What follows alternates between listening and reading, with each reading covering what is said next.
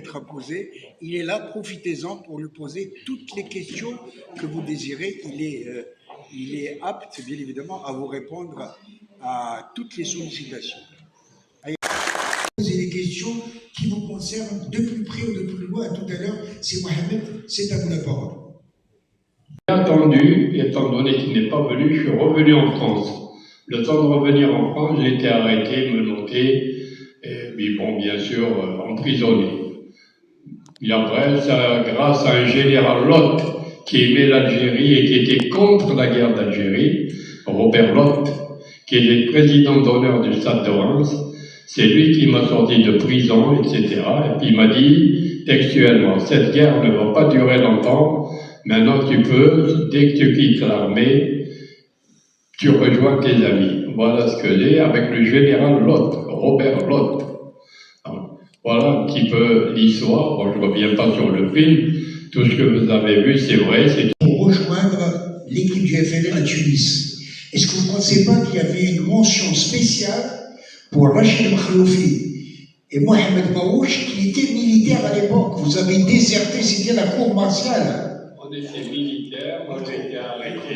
J'ai été arrêté, bien sûr, bon, comme je l'ai dit tout à l'heure, à la frontière, et grâce à un général, le général Lott, qui était un supporter et président d'honneur du Stade de Reims, c'est lui qui m'a sauvé.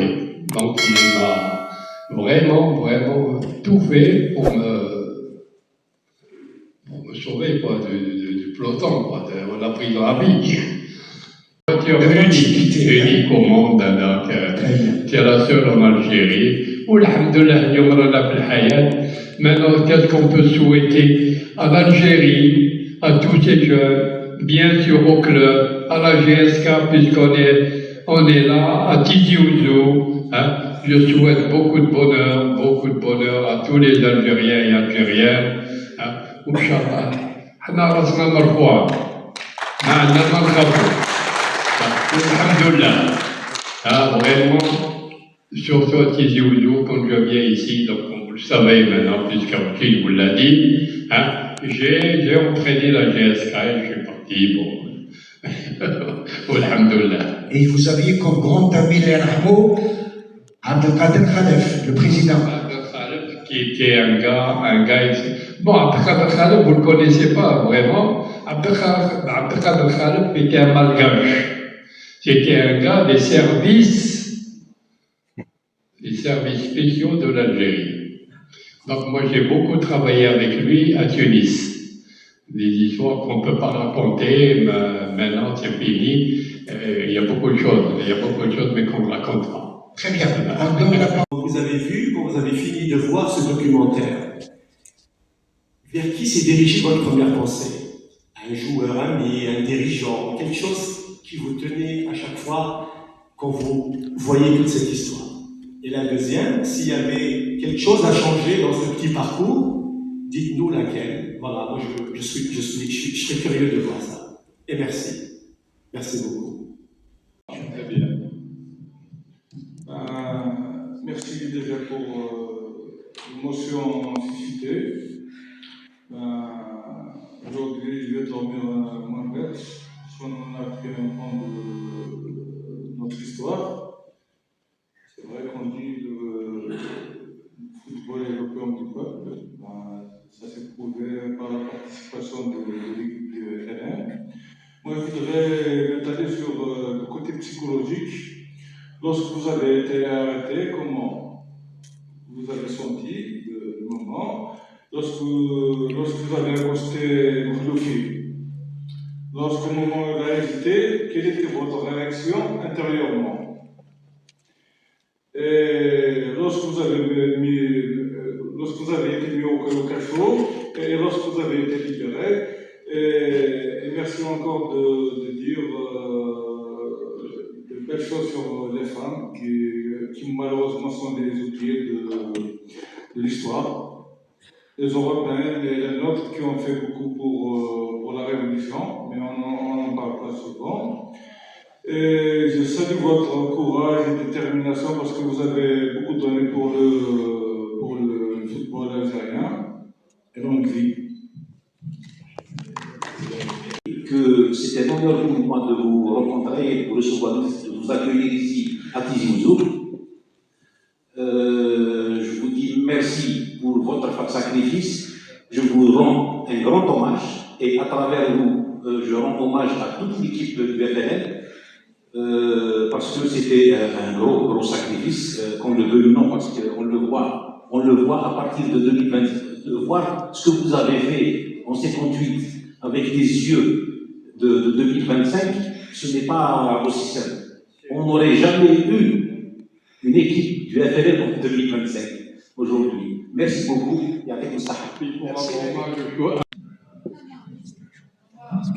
السلام عليكم عمي محمد مرحبا بك في تيزي وزو سلامتكم محمد حوشي aussi bienvenue. Alors j'ai une question mais avant ça la décapotable l'automobile تاعك qui était une décapotable كانوا يحكيوا لنا بلي c'était Madame Aouche qui la conduisait qui faisait la France et la Suisse pour déposer certains des anciens joueurs Hador Berhamou. Je ne sais pas si ça pourrait être confirmé. Sinon, ma question elle est un peu plus délicate. Le docteur Moulay, vous nous donnez son nom comme donc responsable des activités des jeunes musulmans, des étudiants musulmans en France. La semaine prochaine, elle est là, la décapotable. Elle est décapotable, La question, donc, la semaine prochaine, on va célébrer le 17 octobre 1961, la répression meurtrière donc à Paris. Et vous nous avez parlé du docteur Moulay, qui était un peu responsable des étudiants musulmans, mais Thomas, quand vous êtes organisé, vous rencontrez les mercredis, atteignez un petit peu la pyramide de décision par rapport aux responsables du FLN qui étaient en France. Quand on parle de la Fédération de France, mais vous rendiez compte à qui, et vous receviez les ordres de qui, et comment jusqu'à Tel Foug, et même ceux qui étaient à Alger, donc les responsables qui étaient à Alger, Abben, Arabi, Médioula, qui transmettaient aussi les ordres d'Alger vers la Fédération de France. Et merci. Merci, on prend à revoir tous ces documents. À chaque fois, on a des frissons, chaque fois. On est vraiment touché par tout ce que vous avez vécu. Alors vous, en tant qu'acteur de cette page d'histoire révolutionnaire, aujourd'hui à revenir sur toutes ces images, ces témoignages, qu'est-ce qui vous a frappé le plus? Vous savez, quand on fait un reportage et quand on a vécu, surtout quand on a vécu ce départ, ces déplacements, ces machins, quand on fait des réunions avec des questions, ça fait vraiment chaud au cœur parce que l'histoire de l'Algérie n'est pas encore connue véritablement. Il y a encore beaucoup de choses à voir et à déclarer. Il y a des choses qu'on ne dit pas, il faut attendre. L'histoire, c'est comme ça, il faut attendre encore peut-être une décennie pour voir des vérités sortir. C'est ça.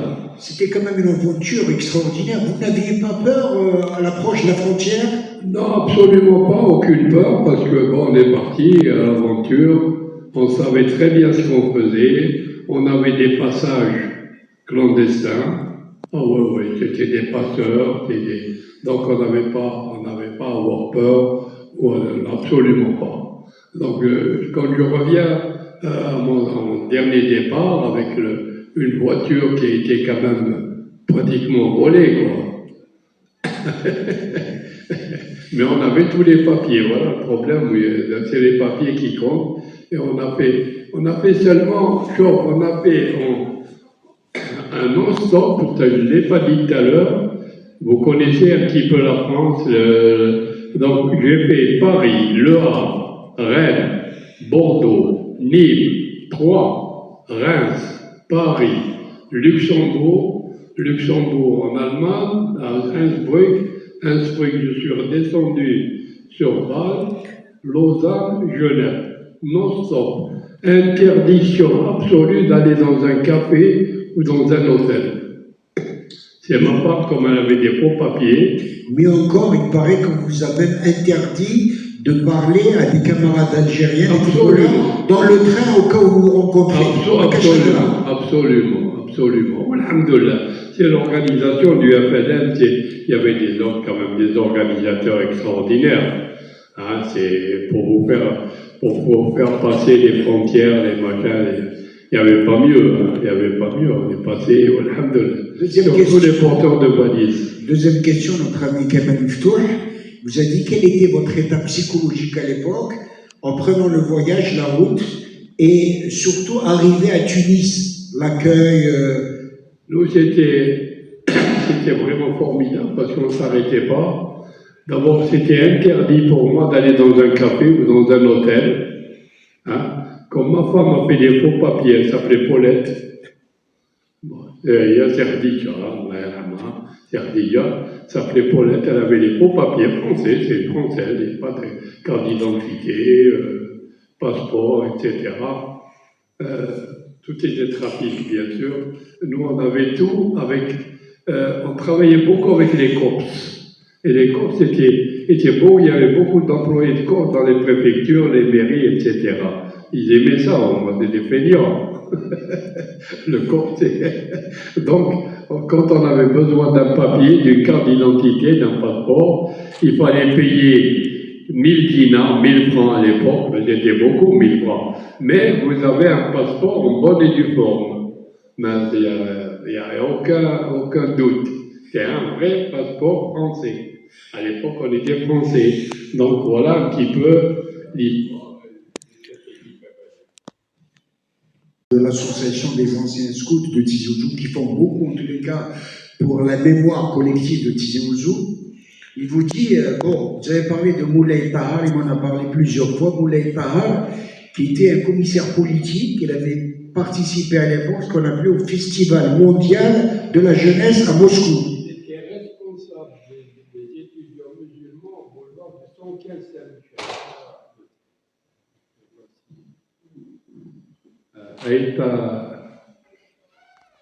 Il était responsable des étudiants musulmans au boulevard Saint-Michel, c'est le restaurant universitaire. Donc, c'est lui qui donnait les tickets, c'est lui qui faisait manger tous les étudiants, et même ceux qui n'étaient pas étudiants. Donc, voilà un petit peu Dr Moulay Tahar, un gars de Saïda, un gars extraordinaire, vraiment formidable. Il a fait un travail au niveau du FLN, quelque chose d'inoubliable. Docteur Madjou disait, est-ce que vous avez eu affaire à Moulay Tahar et à Simon Mazarek, le stade de Chilep porte son nom aujourd'hui, il vous dit, mais est-ce que derrière ces gens-là, est-ce qu'il n'y avait pas une organisation pyramidale? C'était un peu le secret du FLN à l'époque. Est-ce qu'il y avait des responsables politiques derrière le rideau? Chacun avait un responsable. Donc la pyramide, à quoi elle passe, que ce soit en France ou... Il y a des gens qui ont voulu faire de la récupération. Hein? Par exemple, Adlani a voulu faire de la récupération. Donc je l'ai tout de suite remis à sa place. Et lui, il dit, c'est moi l'équipe FLN, c'est moi. Alors qu'on ne l'a jamais vu, qu'on ne l'a jamais rencontré. Donc, il a voulu faire de la récupération. La précision est totale. Est-ce qu'il y a d'autres questions, s'il vous plaît? Oui.